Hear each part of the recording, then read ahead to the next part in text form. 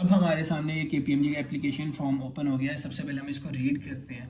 अब इसमें वो क्या कह रहा है, एप्लीकेशन डेट कब से कब तक है, 27 सितंबर से लेके 11 अक्टूबर तक आप अप्लाई कर सकते हैं KPM में अपनी इंडक्शन को सिक्योर करने के लिए। ओके, इसके बाद हम देखते हैं जी इनका एलिजिबिलिटी क्राइटेरिया क्या है। क्राइटेरिया के ऊपर जा रहे हैं तो सबसे पहले अब हम क्राइटेरिया देख रहे हैं। क्राइटेरिया CA वाले स्टूडेंट्स के लिए FTS 40 और FTS 40 से ऊपर जितने भी ट्रेनिंग हैं वो अप्लाई कर सकते हैं इस एप्लीकेशन फॉर्म में फॉर आर्टिकल्स। और ACCA के लिए ACCA एफिलिएट्स ओनली, मतलब ACCA क्वालिफाइंग के टाइम जिन्होंने दी हुई है ना वो अप्लाई नहीं कर सकते, वो इन एलिजिबल है। इसमें इशू ये आ रहा है लास्ट डेट अप्लाई करने की 11 अक्टूबर है और जबकि ACCA का रिजल्ट आना है आई थिंक सो 15 अक्टूबर को। तो जो ACCA क्वालिफाइड है ना, जो ACCA एफिलिएट्स हैं सिर्फ वो अप्लाई कर सकते हैं। हाँ, CA वाले जो हैं जिनके मिनिमम 10 पेपर्स पास हैं। अब इसमें एक इशू ये भी है कि अगर किसी के 9 पेपर पास हैं और 4 पेपर उन्होंने इस क्वालिफाइंग के टाइम में दिए हुए हैं तो क्या वो अप्लाई कर सकते हैं। ये वाला इशू जब लास्ट इंडक्शन प्रोसेस में इन्होंने अपना फॉर्म ऑनलाइन किया था तब भी ये इशू आया था, लेकिन with in a couple of days इन्होंने ये इशू रिजॉल्व कर दिया था और प्रॉपर नोटिस एक ग्रुप्स में सर्कुलेट होने लग गया था कि जिनकी क्वालिफाइंग अटैम्प्ट है और उन्होंने 4 पेपर दिए हुए हैं, मतलब 9 पेपर क्लियर हैं और 4 पेपर क्वालिफाइंग अटैम्प्ट में दिए हुए हैं, तो वो भी इस फॉर्म को सबमिट करके अपना इंडक्शन प्रोसेस में अप्लाई कर सकते हैं। तो मतलब मैं ये कहूँगा क्वालिफाइंग अटैम्प्ट वाले और जिनका FTS 40 और 40 से अबव है वो सारे ये एप्लीकेशन फॉर्म को सबमिट कर सकते हैं और KPMG में अप्लाई करने के क्राइटेरिया को मीट कर रहे हैं। उसके बाद हम चलते हैं कि हमने अप्लाई करना कैसे है। मेन एप्लीकेशन फॉर्म के ऊपर सबसे पहले हमें इधर उन्होंने पूछा हुआ है आप किस ऑफिस में अप्लाई करने के लिए ये एप्लीकेशन फॉर्म को सबमिट कर रहे हैं। तो हमारे पास इस बार 2 ऑप्शन ही है, कराची ऑप्शन में नहीं है। तो इस्लामाबाद या लाहौर, जिस फॉर्म में आपने अप्लाई करना है आप अपने अकॉर्डिंग उसको चूज़ कर लीजिए। उसके बाद नीचे आएंगे टाइटल में। टाइटल में हमारे पास है लड़का और लड़की अपने अकॉर्डिंग टाइटल को चूज़ कर लें। उसके बाद हम अपनी एक प्रोफेशनल पिक्चर को अपलोड करेंगे। प्रोफेशनल पिक्चर के अंदर वाइट बैकग्राउंड होना चाहिए। ओके, वो ज़्यादा प्रोफेशनल पिक्चर समझी जाती है रेदर देन ब्लू बैकग्राउंड के साथ, और प्रोफेशनल पिक्चर ही होनी चाहिए। ड्रेसिंग उसमें प्रॉपर प्रोफेशनल होनी चाहिए।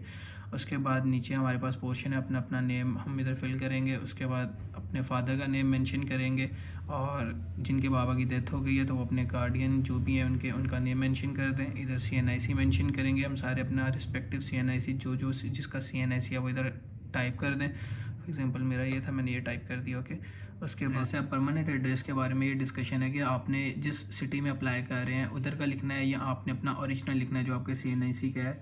मेजॉरिटी लोग हॉस्टल्स में रह के पढ़ रहे होते हैं। लाहौर वाली साइड पे काफ़ी हॉस्टलाइट्स होते हैं, कराची में भी काफ़ी हॉस्टलाइट्स होते हैं। तो वो फिर ये पूछते हैं कि हम हॉस्टल का लिखें या अपने ओरिजिनल घर का लिखें, या जिस फॉर एग्जांपल लाहौर में हॉस्टल से पढ़ा इस्लामाबाद में अप्लाई कर रहे हैं तो इस्लामाबाद का लिखें।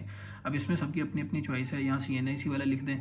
लेकिन अगर मैं होता तो मैं प्रेफर करता, अगर मैं इस्लामाबाद की फॉर्म में अप्लाई कर रहा हूँ तो मैं इस्लामाबाद के ही किसी एरिया जहाँ मेरे कोई रिलेटिव्स या कोई दोस्त जानने वाला होता मैं उससे उसका एड्रेस लेके इधर मेंशन कर देता।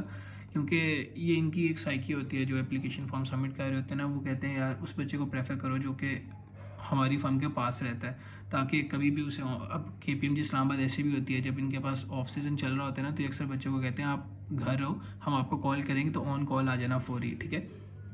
तो उस सिनेरियो में इनको काफ़ी फिर कंफर्टेबल जोन मिलता है अगर बच्चा विद इन अ सिटी रहता हो।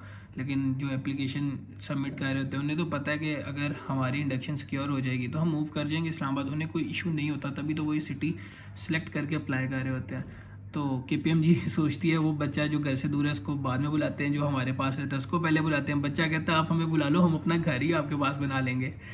तो ये चीज़ है। तो मैं तो अगर होता मैं इधर परमानेंट अपने दोस्त का कोई भी मंगवा के इस्लामाबाद का वो एड्रेस इधर लिख देता, देन परमानेंट सिटी मेंशन कर देनी है इधर आपकी परमानेंट सिटी को। अगर आप ऊपर परमानेंट एड्रेस में एड्रेस भी इस्लामाबाद का लिख रहे हो तो फिर परमानेंट सिटी भी इस्लामाबाद ही मेंशन कर देना। उसके बाद कंट्री है, कंट्री पाकिस्तान है।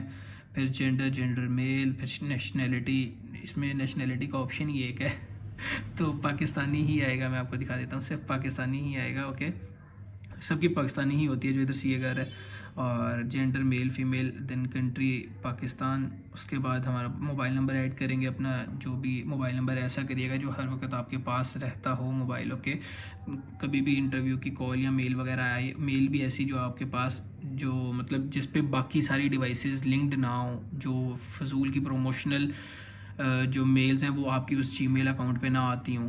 तो वो वाला अपना जीमेल अकाउंट इधर दीजिएगा ताकि आपको जो भी मेल रिसीव हो वो रेलेवेंट हो और इंडक्शन प्रोसेस से रिलेटेड हो, ताकि आप सिर्फ रेलेवेंट ईमेल से फेमिलियर हो और जो भी नोटिफिकेशन आए आप अलर्ट और उसे एक इम्पोर्टेंट नोटिफिकेशन ही समझो। आपने पहले अप्लाई किया हुआ है KPMG में इंडक्शन के लिए तो आप इधर येस कर दें, अदरवाइज़ नो कर दें। ओके, उसके बाद हमारे पास नीचे एजुकेशनल क्वालिफ़िकेशन से रिलेटेड आ जाता है कि आपने एजुकेशन से रिलेटेड क्या क्या किया है। अब मेरी एजुकेशन ये थी। अब हमारे पास ऑप्शंस कौन से हैं, साइंस है, कॉमर्स है, जनरल है। जो आपने की थी आप वो इधर मेंशन कर दिएगा। ईयर जो आपका पासिंग ईयर था वो इधर मेंशन करना है। फॉर एग्जांपल मेरा 2019 था, मैंने वो मेंशन किया। जो ग्रेड्स आए थे आपने वो मेंशन कर देने हैं। जो परसेंटेज आई थी आपने वो मेंशन कर देनी है। और जो स्कूल आया था आपने वो मेंशन कर देना है। आया नहीं था मतलब जो स्कूल था आपका आपने वो मेंशन कर देना है। उसके बाद इंटरमीडिएट में आपकी प्री मेडिकल थी, प्री इंजीनियरिंग थी, कॉमर्स थी, ए लेवल्स थी, जो भी थी आपने वो मेंशन कर देना है। पासिंग ईयर मेंशन कर देना है, ग्रेड्स मेंशन कर देने हैं, परसेंटेज मेंशन कर देनी है और अपना इंस्टीट्यूट मेंशन कर देना है। ठीक है, बाद हमारे पास आता है ACCA या CA। तो हम इसमें से सिलेक्ट करेंगे CA को, CA वाले, और ACCA वाले ACCA को। CA वाले अपना CRN नंबर मेंशन करेंगे इधर, फिर एडमिट कार्ड की पिक्चर को अपलोड कर देंगे इधर। उसके बाद हमारे पास 2 ऑप्शन आ जाते हैं, PRC और CAF। PRC में जो हमारा CAF का वो FTS नंबर है ना, वही हमारा PRC वाला भी कंसीडर किया जाएगा, क्योंकि PRC में FTS नंबर अलॉट नहीं किया जाता, वो CAF में ही आके होता है। तो जो CAF का FTS नंबर है वही इधर आप PRC वाले में कर दिएगा। इधर मिनिमम जो एलिजिबिलिटी है वो 40 है, तो मैं 40 मेंशन कर रहा हूँ। उसके बाद नंबर ऑफ़ अटेम्प्ट्स, अगर आपने 2 दिए हैं तो 2, अगर आपने 1 दिए तो 1 लिख दिएगा। और नंबर ऑफ़ अटेम्प्ट्स से रिलेटेड मैं बता दूं कि नंबर ऑफ़ अटेम्प्ट्स वो कह रहा है कि कितनी बार आप पेपर देने के लिए अपीयर हुए हो उस सिलेक्टिव बैच के। फॉर एग्जांपल PRC के पेपर अगर आपने 3 और 2 करके दिए हैं 5 पेपर, तो आपकी नंबर ऑफ़ अटेम्प्ट्स 2 हैं। इसे आप कंफ्यूज ना किया करें नंबर ऑफ़ फेलियर्स के साथ। तो CAF में भी इसी तरह अगर आपने 3 बार एग्जामिनेशन हॉल में जाके CAF क्लियर किया है तो नंबर ऑफ़ अटेम्प्ट्स 3 है, रेदर देन आपके कितने पेपर फेल हुए हैं। तो वो नंबर ऑफ़ अटेम्प्ट्स नहीं होती, नंबर ऑफ़ अटेम्प्ट्स कितनी बार आप एग्जामिनेशन हॉल में जाके पेपर दे के आए हुए हो। ओके, तो ये हमारा हो गया नंबर ऑफ़ अटेम्प्ट्स से रिलेटेड। उसके बाद हमारे पास आता है कि ईयर कौन से, जो पासिंग ईयर है आपने वो इधर मेंशन कर देना है। उसके बाद पेपर स्टेटस इधर पास या एग्जेम्प्टेड होता है। अब जिसकी भी PRC एग्जेम्प्ट थी, फॉर एग्जांपल अगर कोई डिग्री करके CA में आया है तो उसकी PRC एग्जेम्प्ट होती है, तो वो इधर एग्जेम्प्टेड लिख सकता है। और जिसने इंटरमीडिएट के फौरी बाद इधर आ गया था CA के अंदर, तो वो इधर क्वालिफाइड लिखेगा। ओके, बाद पेपर जितने क्लियर किए थे वो क्लियर कर लिया, इंस्टीट्यूट मेंशन कर दिया जो भी इंस्टीट्यूट था। उसके बाद सेम इसी तरह नीचे भी इंस्टीट्यूट मेंशन कर दिया। CAF का मेजोरिटी, इसका कोई फ़र्क नहीं पड़ता, लेकिन आप मेंशन कर दिएगा, जो दिल करे वो इंस्टीट्यूट मेंशन कर दें। अगर सारा यूट्यूब से पढ़ा है तो इधर यूट्यूब नहीं मेंशन करना, इधर कोई ना कोई कॉलेज का नेम बस मेंशन कर दें, कोई इफेक्ट नहीं है इसका। उसके बाद जितने पेपर पास किए, जो पास हैं वो 8 लिख दें, और जिनकी क्वालिफाइंग अटेम्प्ट थी एटलीस्ट तो उनके 4 होने ही चाहिए, या 5 भी हो सकते हैं, 6 भी हैं, 7 भी हैं, 8 भी हैं। जो पास हैं, जो क्वालिफाइंग अटैम्प्ट वाला है उसको कंसीडर किए बगैर, जो उसने क्वालिफाइंग अटैम्प्ट में पेपर दिए हैं उसको नहीं कंसीडर करना। जो एक्चुअल में पास हैं अभी तक से वो मेंशन कर दें। उसके बाद पास ही किए हैं। अब इधर पेपर स्टेटस में देख लेते हैं, क्वालिफाइड और एग्जेम्प्टेड का ऑप्शन इसलिए आ रहा है कि जो CMA से करके CMA आए होते हैं ना, उनको भी आर्टिकल्स करने होते हैं CA वाली 3.5 ईयर के, आई थिंक सो 3 ईयर्स के हो जाते हैं उनके। तो अगर वो CA की बेस पे अप्लाई कर रहे हैं तो इधर वो फिर सारी का सारा जो CAF है ना उसको एग्जेम्प्ट कर देंगे रेदर देन क्वालिफाइड, और जो हमारे CA से रिलेटेड है वो सारे क्वालिफाइड ही चूज़ करेंगे। उसके बाद ईयर जिसमें आपने पास किया 24 ही होगा, 23 वाला जो होगा उसका FTS ही नहीं मैच करेगा इस बार KPMG ये जो एप्लीकेशन फॉर्म है इससे रिलेटेड, तो ईयर 24 ही होगा आई थिंक सो सबका। उसके बाद नंबर ऑफ़ अटेम्प्ट्स जितनी बार अपीयर हुए CAF का पेपर देने वो इधर मेंशन कर दें। क्वेश्चन हमारे पास आ जाता है एनी अदर क्वालिफिकेशन का। अगर कोई भी पर्सन है वो डिग्री करके CA में आया हुआ है तो वो अपना इसको टिक करके अपनी डिग्री मेंशन करेगा, ईयर ऑफ पासिंग मेंशन करेगा, अपना CGPA उस यूनिवर्सिटी में जो उसका मेंटेन था उसको मेंशन करेगा, या ग्रेड अगर उस यूनिवर्सिटी में आते तो ग्रेडिंग सिस्टम है तो वो उस ग्रेड को मेंशन कर देगा, देन परसेंटेज को मेंशन कर देगा और यूनिवर्सिटी के नेम को मेंशन कर देगा। उसके बाद हम इस फॉर्म को सबमिट कर देंगे और देन हमारी एप्लीकेशन सक्सेसफुली सबमिट हो जाएगी। इसके बाद एक कोड आता होता है जिसे वो कहते हैं रेफरेंस नंबर। तो KPMG फॉर्म जब भी सबमिट होता है उसके बाद KPMG फॉर्म वाले ख़ुद आपको एक रेफरेंस नंबर जनरेट करके देते हैं। अब उस रेफरेंस नंबर को देन आप लोग यूज़ करते हो। अगर किसी ने भी कोई रेफरेंस लगवाना है तो वो कहता है फ़ोन करके कि काइंडली ये रेफरेंस नंबर है। उससे क्या होता है कि आपकी जो एप्लीकेशन है ना वो हाईलाइट हो गया, प्रोमिनेंट हो जाती है। जो मैं हमेशा एक बात कहता हूँ कि CV प्रमोट होती है, CV को बूस्ट मिलता है। तो ये उसी चीज़ को करने के लिए इन्होंने एक एफिशिएंट वे रखा हुआ है कि सारी एप्लीकेशन को खोलने से अच्छा है एक उनके सिस्टम में एक कोड जनरेट कर देते हैं, देन वो उस कोड को सर्च करते हैं, अगर कोई रेफरेंस आता है तो वो सीधी उस रेफरेंस वाले पर्सन की CV ओपन हो जाती है और एप्लीकेशन ओपन हो जाती है। देन वो उसको इंटरव्यू के लिए या टेस्ट के लिए कंसीडर कर लेते हैं। तो अगर किसी ने भी रेफरेंस यूज़ करवाना है तो एंड पे जो कोड जनरेट होगा इसको ज़रूर यूज़ करें, यही बेनिफिशियल होगा रेफरेंस के लिए भी। ओके, तो उसको मिस ना करिएगा। अगर एक बार वो नहीं उसकी पिक्चर ली या नहीं उसको सेव किया तो नेक्स्ट टाइम वो दोबारा आप जनरेट नहीं कर पाएंगे।